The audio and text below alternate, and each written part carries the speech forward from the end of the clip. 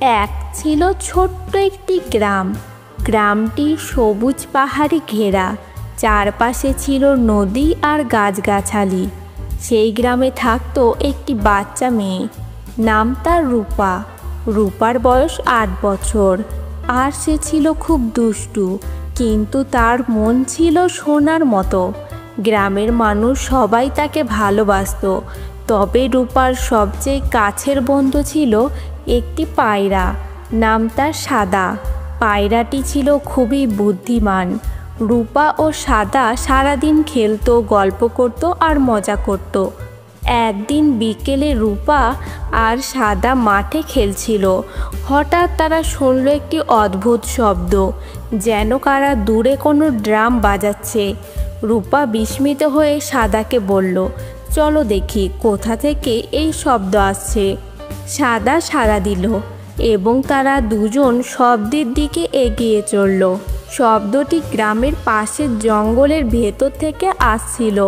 জঙ্গলের পথ ছিল খুব গাঢ় এবং রহস্যময়।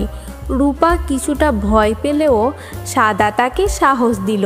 তারা জঙ্গলের আরও ভিতরে গিয়ে দেখল একটি পুরনো কাঠের ঘর। ঘরের ভেতর থেকে সেই ড্রামের শব্দ আসছিল। রূপা আর সাদা আস্তে আস্তে ঘরের কাছে গেল। ভেতরে উঁকি দিয়ে দেখল একটি বৃদ্ধা বসে ড্রাম বাজাচ্ছে। বৃদ্ধার চুল সাদা, চোখ দুটো চিকচিক করছে। তার চারপাশে অনেক রঙিন ফুল রাখা। বৃদ্ধা রূপাকে দেখে বলল, এসো মেয়ে, ভয় পেও না, আমি তোমার জন্যই অপেক্ষা করছিলাম। রূপা অবাক হয়ে বলল, আমার জন্য? কিন্তু আপনি কে? বৃদ্ধা মুচকি হেসে বলল, আমি এই জঙ্গলের রক্ষক। আমি জানি তুমি অনেক দয়ালু মেয়ে। তোমার বন্ধুত্বের গল্প আমি শুনেছি। আমি তোমাকে একটা উপহার দিতে চাই।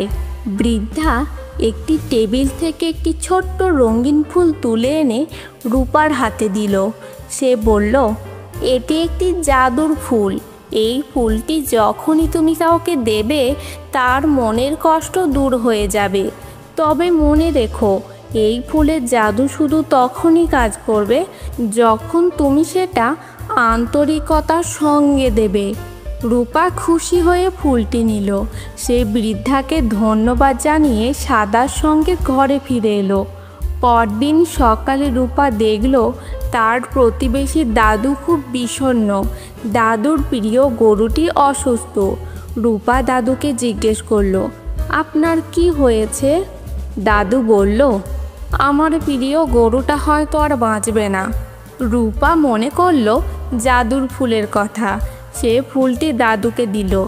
আশ্চর্যজনকভাবে দাদুর মন ভালো হয়ে গেল এবং তার গরুটিও ধীরে ধীরে সেরে উঠল। এরপর রূপা ফুলটি আরও অনেকের সঙ্গে ভাগ করে নিল। কেউ দুঃখী ছিল, কেউ রাগান্বিত, কেউ ভয়ে ছিল, কিন্তু জাদুর ফুল সবার মন ভালো করে দিল। একদিন রূপা লক্ষ্য করল ফুলটি ছোট হতে হতে প্রায় শেষ হয়ে এসেছে। সে একটু মন খারাপ করলো। তখনই সাদা তাকে মনে করিয়ে দিল, রূপা, তোমার বন্ধুত্বের জাদু তো আসলে এই ফুলে নয়, তোমার মনেই আছে। তোমার আন্তরিকতা আর ভালোবাসা সবার কষ্ট দূর করেছে। রূপা হাসলো। সে বুঝতে পারল ফুলটি শুধু একটি মাধ্যম ছিল।